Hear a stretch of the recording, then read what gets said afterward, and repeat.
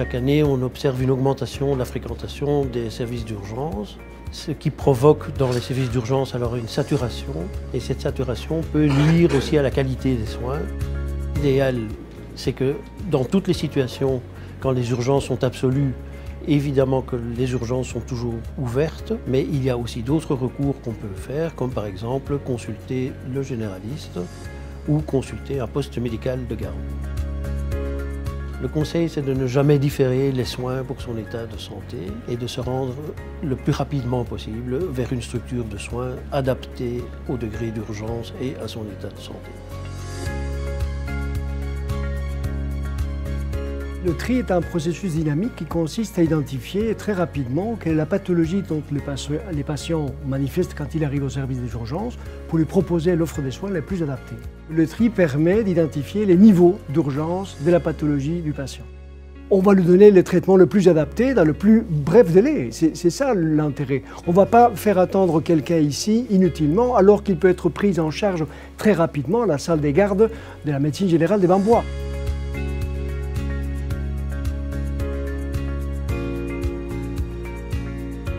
Le poste médical de garde que vous trouvez derrière vous a été installé par le Cercle des médecins généralistes de la région fin 2013.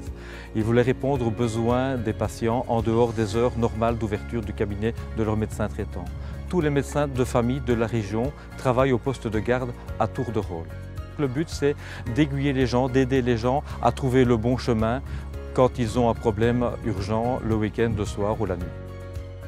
Depuis 2 ans de fonctionnement, on constate qu'il y a énormément d'erreurs d'aiguillage, de gens qui se retrouvent aux urgences alors qu'ils devraient être vus par un médecin généraliste et parfois également des gens qui se retrouvent au poste de garde alors qu'ils devraient aller directement aux urgences. Et nous collaborons très bien avec l'hôpital d'Auvelais.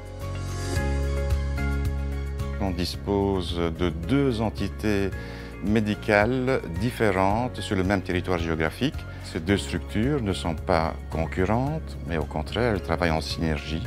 Elles travaillent ensemble dans l'intérêt du patient et avec le même but qui est de lui donner des services de qualité.